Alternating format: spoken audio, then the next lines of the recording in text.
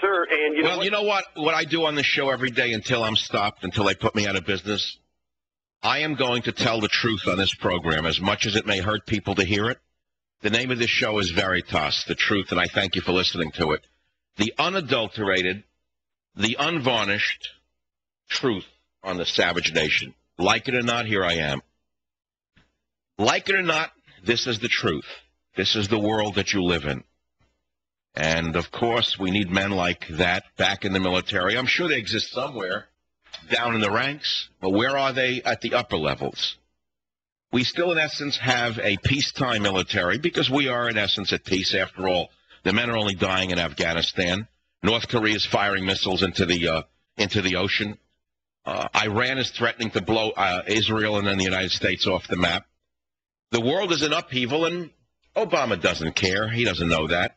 He assumes it's still the University of Chicago and that he can go to another seminar on a peaceful world without nuclear weapons.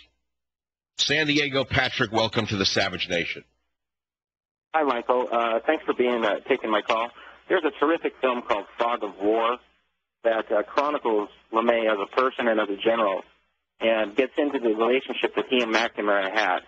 And a very small point was when McNamara was a high-level statistician for the Air Force, he went to LeMay and said, the bombing raids you're doing over Tokyo, if you take these planes down 10,000 feet, you can burn Tokyo to the ground. It was a wooden city at the time. And this is what kind of soldier LeMay was. He said, McNamara, I'd have a couple pilots dead. And McNamara wait, he said what? Would kill a couple of my pilots. Oh. Whereas before, there were very little casualties. So the Japanese would have shot them out of the air at that height, and also collateral damage of the burning of the cities and all. And so LeMay was concerned about 2 or 3 American soldiers that he would lose. And this is what kind of military guy he was. Could you imagine anyone nowadays being concerned? Well, look at Bush. Bush burned the U.S. Marines for the last few years of his regime. One Marine after another was unfairly court-martialed, and Bush didn't lift a finger. You know that. Now it's even worse now. Thank you for the call. I'm going to read you another paragraph from the book. If a country is lucky, it will produce a Curtis LeMay in times of extreme danger. Nations need men like LeMay when survival is at stake. But once safe, these men are often rejected because they become walking reminders of events most people would rather forget. As with Curtis LeMay, sometimes these men contribute to their own downfall by continuing to display the belligerence that was necessary during battle, but that does not fit in a world at relative peace. It reminds me of some talk show hosts that I know. You hear? More than 60 years and 3 generations after the end of World War II, it is very difficult for anyone born 20, 30, or 40 years after the event to fully comprehend what it was really like to have the entire world at war. Rather than 2 or 3 nations fighting against each other, practically every country on the planet, every individual, and every resource was committed to the conflict. It was a war with huge ramifications for the future of mankind.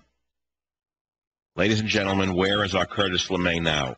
Instead, we have the opposite of Curtis LeMay. We have no Curtis LeMay. We have the opposite.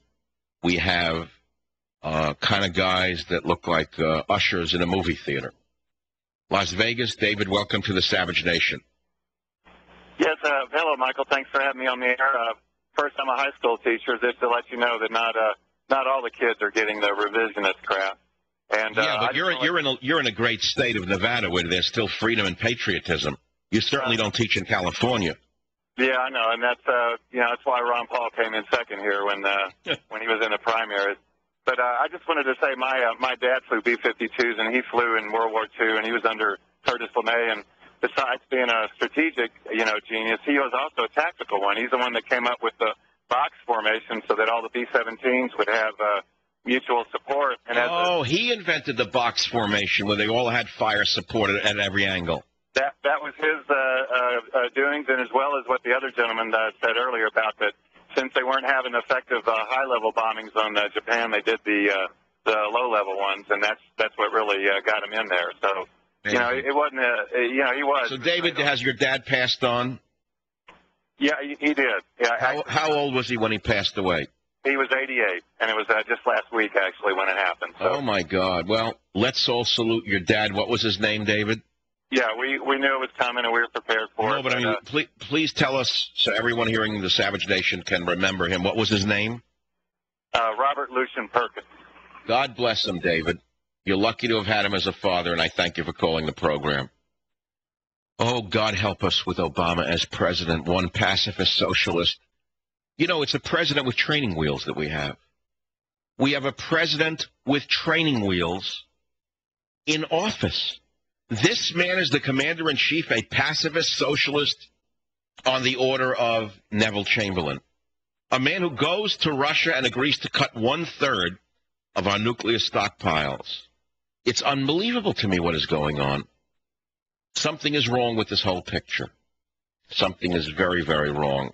The phone number is 1-800-449-8255. I mean, we could talk about this if you want. We could talk about Peter King calling Michael Jackson a pedophile and a pervert.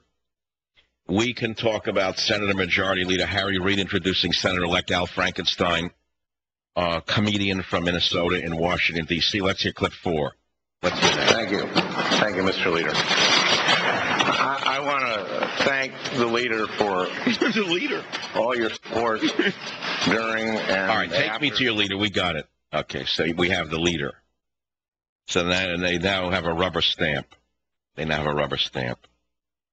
Here we go. Obama sets agenda at press conference. Vice President Joe Biden spoke through his foot again and apparently said that Israel has a green light to bomb Iran. Let's hear clip 11. Israel can determine for itself as a sovereign nation what's in their interest and what they decide to do relative to Iran or anyone else, whether we agree or not. They're entitled to do that. Any sovereign nation is entitled to do that. I agree with them. So what about the Honduras? Are they entitled to decide not to let a dictator back in since they're a sovereign nation? You know, I've actually liked Joe Biden I'll tell you the truth, I came to like Joe Biden during the period when he wanted to run for the presidency. I thought that on foreign affairs, he was the most intelligent and well-spoken of the bunch, incidentally. So don't think I'm just going to sit here and bash everyone as a Democrat. I won't do it. Biden is the most measured and apparently someone who's a realist and knows what's going on in the world, unlike some of the others. You know, listen to clip 12. If the Netanyahu government decides to take a course of action different than the one being pursued now, that is their sovereign right to do that. That is not our choice. We cannot dictate to another sovereign nation what they can and cannot do when they make a determination, if they make a determination that they're existentially threatened, their survival is threatened by another country. Israel has a right to determine what's in its interest, and we have a right and we will determine what's in our interest. Well, I pray to God that this means that we will not see Obama ordering the firebombing of Tel Aviv. I'm glad to hear that at least someone in the administration is signaling that Israel has a right to defend itself. 1-800-449-8255. Let's lighten it up a bit. It is Monday after the July 4th weekend. I did cook a hot dog on Saturday. I did actually do 2 of them. I ate the bad food. Let's see any other high point. I don't know. Oh, fireworks. Saw a great fireworks show. Terrific. I was on a beach, watched the fireworks. Super duper. Super duper. That's why I thought I would read the Curtis LeMay book and bring it to the show on Monday, which I did. I did my homework for you. And here we are. What is the most dangerous city in the United States? I don't know, but take a guess where Berkeley, California fits. That's right. Berkeley, California, that citadel of goodness and liberalism, is known as crime-infested and dangerous. It's the 43rd most dangerous city in the United States, according to recently released data by Online Relocation Resource Neighborhood Scout. You hear this? It's interesting. Not in Berkeley. How could it be a dangerous city when it's so peaceful? With all the LSD and potheads running around in their 50s and 60s, you would think it would be a great place to live. Well, interestingly, it is not. I wouldn't pack your bags and move to Berkeley if you're looking for a safe city. No, I would not. No, sirree, Bob. Harry in Florida, welcome to the Savage Nation. Hey, Mike. Curtis LeMay, if I'm not mistaken, also established NORAD, drilling into the Colorado mountains as forward observation for during the Cold War. and also established a peripheral warning system that extended over the North Pole. Well, you know what's interesting is Obama could convert those missile silos into birthing clinics for illegal aliens. Yeah. You know, think of all of the military money that's going to waste that Obama can now divert to birthing clinics for illegal aliens so that they have as many babies as they want. Well, Mike, you know, I saw the interview that Curtis LeMay gave under the wing of a B-52 during the Vietnam War. He was asked, what are we doing wrong? What are we not doing? And he said we should bomb North Vietnam back to the Stone Age and not leave anything higher than 3 feet in the entire country until they unconditionally surrender. We had the firepower to do it. China was weak. The Russians were substantially weaker. We could have brought the North Vietnamese to their knees in a matter of weeks if we would have had the will and saved a lot of... Let's look back. Let's look at this in retrospect. Why were we in Vietnam to begin with is the question. I don't even think we belong there.